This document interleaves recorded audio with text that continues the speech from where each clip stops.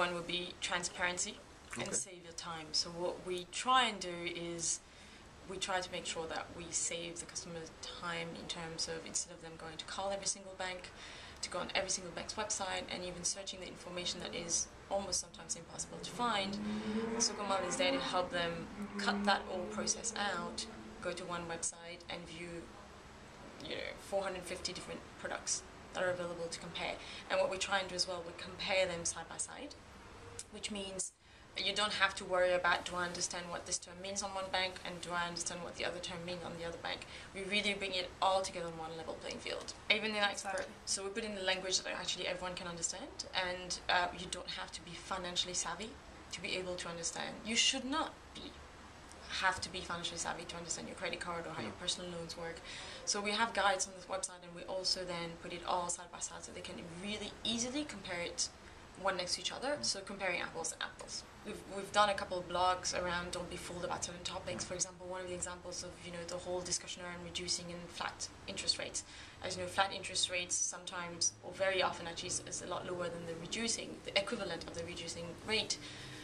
But when you see very often advertised rates, they're normally flat rates that are advertised. So it's easy to get fooled, or it's easy to go into the trap of thinking what you're signing up for is what you're really getting.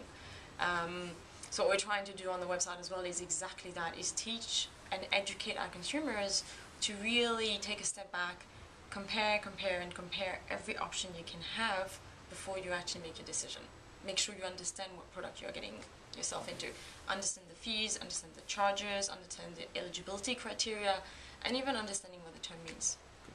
I mean, as Ambareen said earlier, it's actually it's a hot topic. We've realized since we've started Souk Al Mal, every time we ask people, what do you think we should be comparing next, and it's always been about schools and nurseries, because it's interesting, because what's been happening is people in the UAE, generally you've got over 200 to 300 schools, and yet the waiting list is on an average of a year to 2 years, so you really have to plan ahead of time.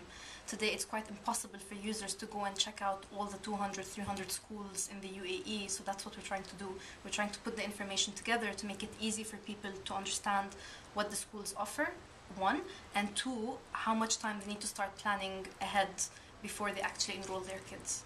And I think just to add on to that, it's a very transient population in the UAE.